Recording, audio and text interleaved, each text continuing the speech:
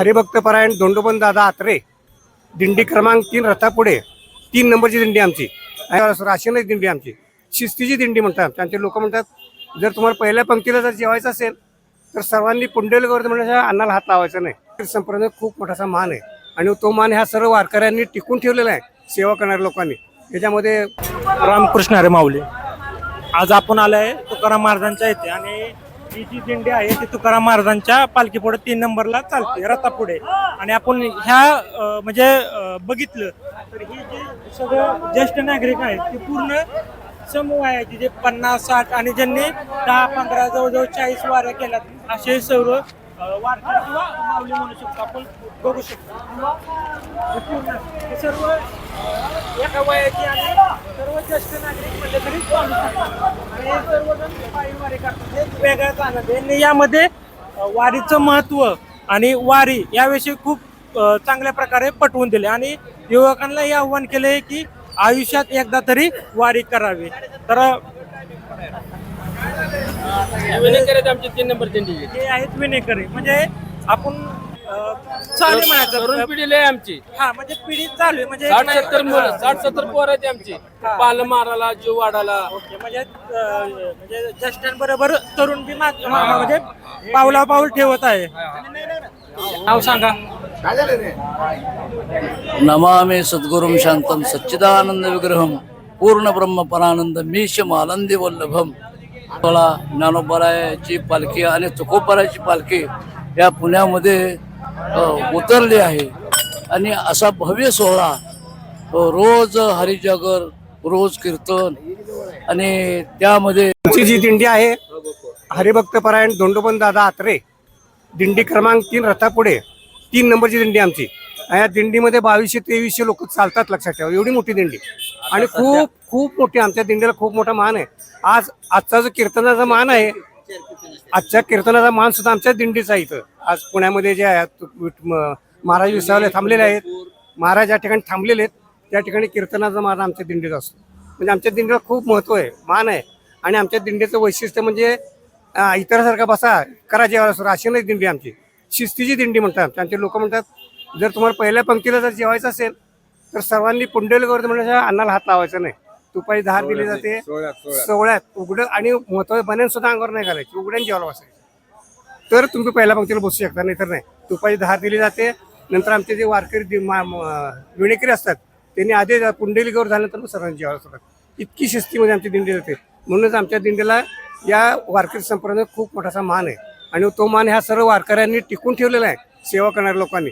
याच्यामध्ये कुणी म्हणत आहे काय करायचं असं कुणी म्हणत नाही, मगरूरपणा नाही. सगळे नम्रतेने न सांगता या गोष्टी मी 12 वर्ष झालं पाहतोय.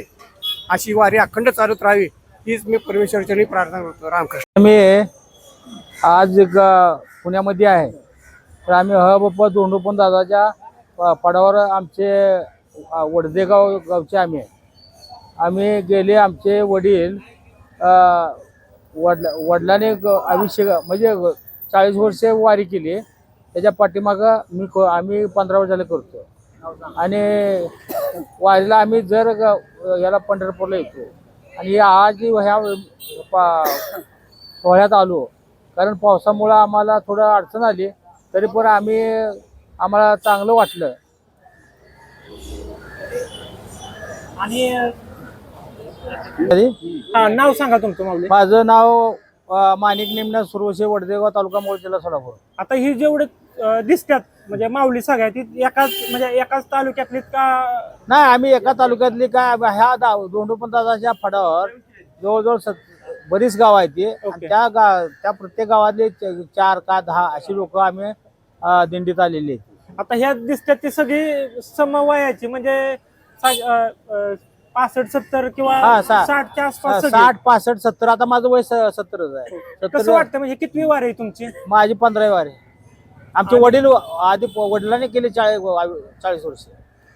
वडिलांनी 40 आणि तुमची माझी 15 म्हणजे प्रत्येकाच्या घरात वारीचा वारसा आहे. हा, आमच्या वडदेगावला समधी वारकरी म्हणजे 99% वारकरी. तुकाराम महाराजांच्या पालखीबरोबर पालखीमध्ये तुकाराम महाराजांच्या पालखीबरोबर आमच्या लोक आणि सर्व आमच्या गावातली जे काय दिंडीतली जे काय लोक सेवा करते ती सेवा प्रत्येक व्यवस्थित करते आणि क्रमांक 3रा आहे. आता दादा ह्याच्या तुम्ही सगळी पायी चालता. काय काय पाहायचं आता तुमच्या म्हणजे दिवसाचा दिनक्रम कसा असतो?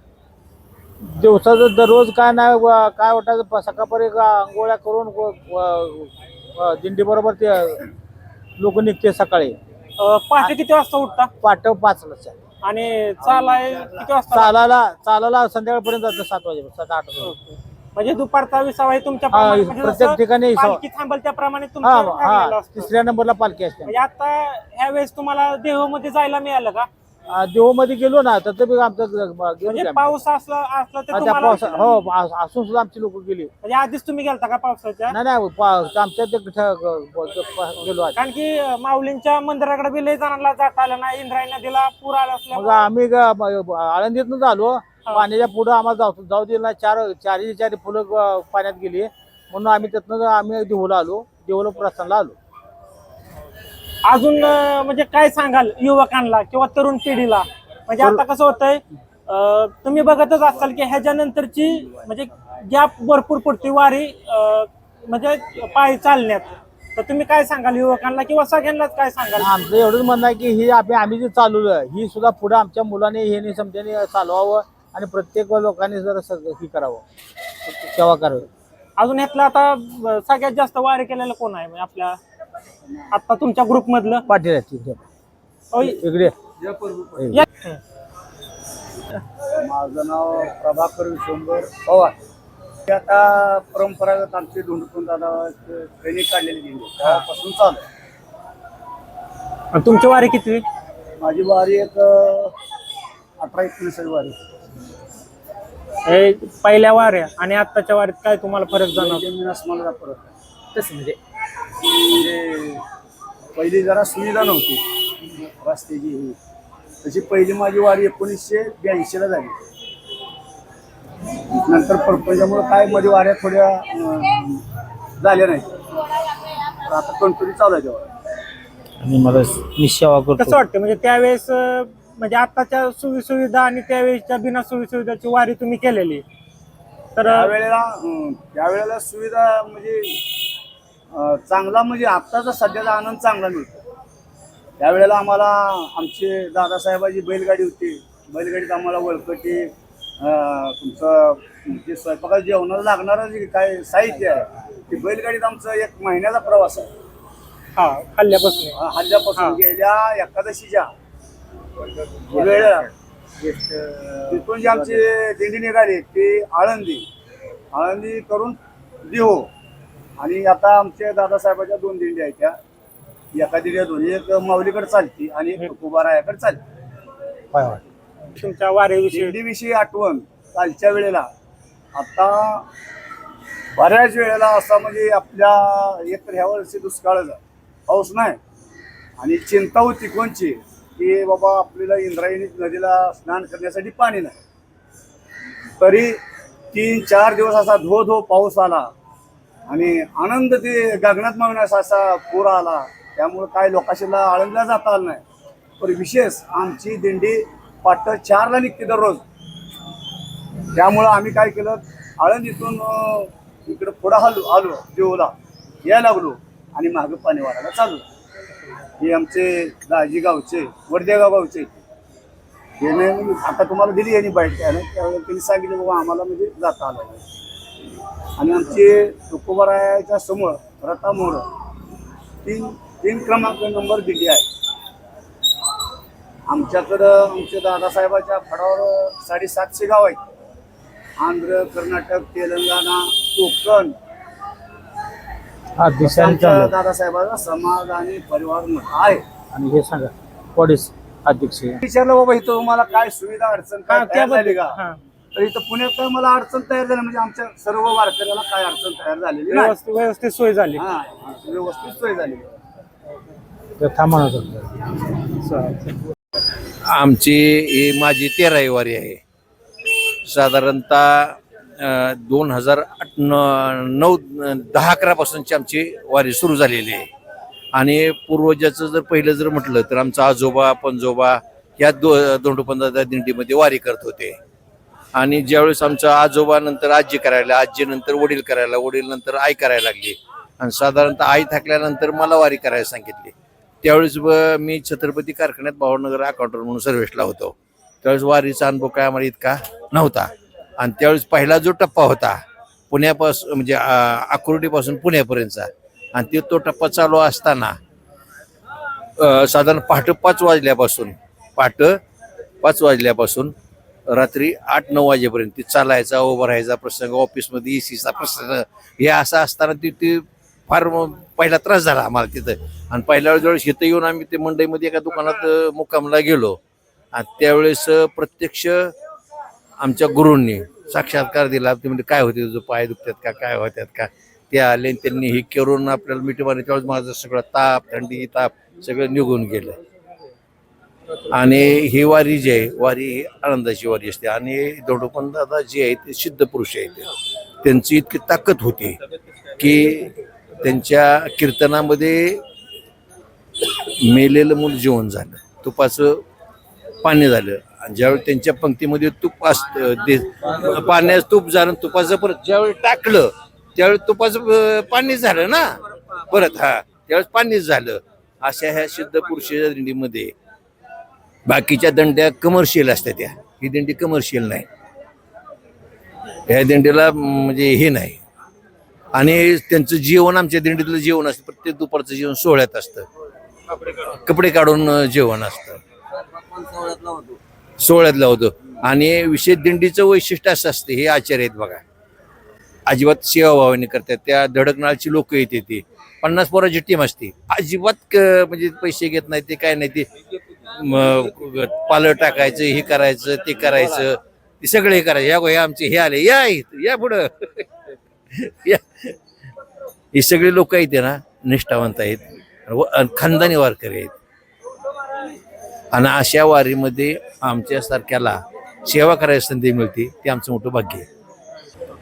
आमच्या दिंडीमध्ये वाचा, परत कांदा वगैरे कुठलं काही चालत नाही, कांदा लसूण वगैरे काही चालत नाही. फक्त सवळ्यातली स्वयंपाक आहे आणि सवळ्यातलं जेवण आहे. कपडे काढून पद्धतशीर जेवायला. रामकृष्ण हरी माऊली. माझं नाव काका ऐतवाडकर. मी राहणारा प्रॉपर पंढरपूरचा आहे. ज्युनियर कॉलेजला रिटायर झालो 1914 साली. अतृप्त इच्छा होती वारी करावी, कुठली तरी एक वारी करायची इच्छा होती. पण नेमकं शाळा सुरू व्हायच्या, रजा मिळायच्या नाहीत. मोठं मला खूप दुखल्यासारखं वाटायचं मनामध्ये, अरे आपलं काहीतरी राहून जाते. आणि योगानं रिटायर नंतर पहिलं काय ठरवलं तर वारी करायची. आणि योगानं आत्ताच सांगितलं, एक उद्धव म्हणून एक वारकरी होता, त्याची माझी ओळख झाली. आणि दादाच्या दिंडीमध्ये मी सामावून गेलो. दादांच्या कृपेमुळे बघता बघता एकच वारी करणार होतो मी. आज बघता बघता माझी 12वी वारीमध्ये एक तपपूर्तीचा आनंद मला आज मिळतोय. या वारीमध्ये मी काय शिकलो तर सर्व धर्म समभाव जो पाहायचा असेल तो इथं पाहावा. म्हणजे हा मोठा, तो गरीब, तो श्रीमंत नाही, सर्वसारखे.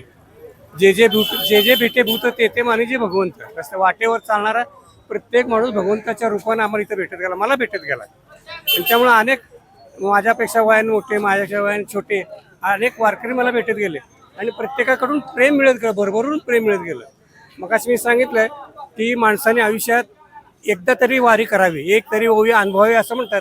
तर मी थोडासा बदल करून संतांची क्षमा मागून म्हणेन की माणसाने आयुष्यात एक तरी वारी करावी. जोपर्यंत आपले हातपाय चालतायत, हा अनुभव घ्यायचा असेल, तुम्हाला जर मोठं आयुष्य विना आरोग्य म्हणजे चांगलं आरोग्य जगायचं असेल तर वाटेने वाटचाल करा. आज मी काल सांगतो की काल 19 किलोमीटर टप्पा मी न थांबता या दिंडीवर चाललो. आणि सर्व वारकऱ्यांना, नवीन येणाऱ्यांना एक माझी विनंती अशी की तुम्ही दिंडीमध्ये या, मोकट चालू नका. दिंडीमध्ये लाईनमध्ये चालला, शिस्तीत चाललात तर पाय दुखत नाहीत. एक वेगळा आनंद मिळतो, भजन ऐकायला मिळतात, नवीन चाली ऐकायला मिळतात. आमचे संत आहेत, वाल्मिक आहेत, त्यांच्या आवाजाचं मी ऐकलेत, क्या बात आहे. इतकी सुंदर गातात ते लोक आमच्या दिंडीतले. आणि त्यांना साथ देणारे अनेक वारकरी त्यांच्यावर असतात. म्हणजे आणि तो आनंद रात्री आमच्या कानामध्ये बसतो. आणि पडल्या पडल्या रामकृष्ण बघता बघता डोळा लागतो. दिवसभरात शिणवता येत नाही, पाय दुखत नाही, थकवा येत नाही. आणि रस्त्यानं जे काही पाहिजे तुम्हाला, जो जे मानशील तो ते लावू, जे पाहिजे रस्त्यानं जाताना तुमच्या मनात आलं ना की तुम्हाला मिळतं. लक्षात ठेवा. मी मगाचा एक छोटा अनुभव सांगितला, आजचा सकाळचा लेटेस्ट अनुभव सांगतो. मला गोळी घ्यायची होती औषधाची. याच चौकामध्ये, शिराळ्याच्या चौकामध्ये मला पाणी मिळेल. मग एक कुणीकडनं, अरे पाणी मिळेल का, मी अशी गोळी घेतला. माऊली या म्हणले वर. त्या माऊलीनं मला त्यांच्या घरात नेलं, पाणी दिलं. म्हणजे आणि गोळी घेऊन पुन्हा ते पुन्हा एवढं नाही माऊली तुम्ही येता दोघा तिकडे आमच्या घरी चहाला घेऊन, म्हणजे इतकं प्रेम या वारीमध्ये मिळतं. म्हणजे मी कोण आहे हे सगळं मी पण विसरायचं असेल तर वारी करा, जग जर पाहायचं असेल तर वारी करा, आणि डोळे उघडे ठेवून, महत्वाचे डोळे उघडे ठेवून वारी करा, सावध वारी करा. म्हणून मी सगळ्यांना सांगतो वारी कराच. एक तरी ओवी मंडळाचा एक तरी वारी माणसाने आयुष्यातून करावी असं माझं स्वतःचं वैयक्तिक मत आहे. वारीमध्ये खूप खूप खूप चांगल्या वाईट काहीच पाहायला मिळत नाही, लक्षात ठेवा. म्हणजे जे जे आपण रस्त्याने स्त्री पुरुष समानता या ठिकाणी आपल्याला पाहायला मिळते. असा वारीचा सोहळा या त्रिभुवनात नाही. हा सुख सोहळा स्वर्गी नाही, हा सगळा इथंच आहे. जे काही पाहायचं आहे ते इथं पहा, नंतर वारी करू करू करून आयुष्य संपून जातं. पण जोर तुमच्या चांगली तब्येत तोर तुम्ही वारी करा. मी तर 12च केलं, तर इथं अनेक माणसं जन्मत 18-18, 20-20 वर्ष, 25-25 वारी करणारे लोक आहेत आमच्या दिल्लीमध्ये. आणि तब्येत हे बघा आमच्या शेजारी 25 वर्ष वारी करतायत आणि सांगायचं म्हणजे सेवा करतायत, कशाची अपेक्षा करत नाहीत. आता माझ्या शेजारी उभारले ते किती लांबून येतात, त्यांना विचार कुठून आले माऊली तुम्ही? उदगीरहून आलेले. ते काय करतात, त्यांची टीम असते, स्वयंपाक करतात, तंबू टाकतात, तंबू उचलतात, खरकटे काढतात, म्हणजे लाजत नाहीत काम करतात. ही सेवा म्हणून, दादांची सेवा म्हणून ही लोक मनापासून काम करतात. देवानं या सर्वांना, हे वारकरी संप्रदायात चालणारे माझे सहकारी बंधू आहेत, वारकरी बंधू, यांना निरोगी असं आयुष्य द्यावं असं मी दंडवंत दादाचरणी प्रार्थना करतो. रामकृष्ण हरी. दिंडीचं नाव पहिलं म्हणजे हे सांगा आधी.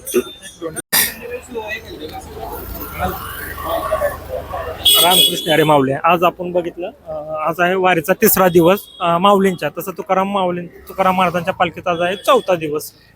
तर आपण आज ज्या वारकऱ्यांना भेटलो ते वारकरी खूप म्हणजे जास्त करून वयस्कर होते. आणि ती दिंडी आहे, ती दिंडी शिस्तप्रिय दिंडी आहे.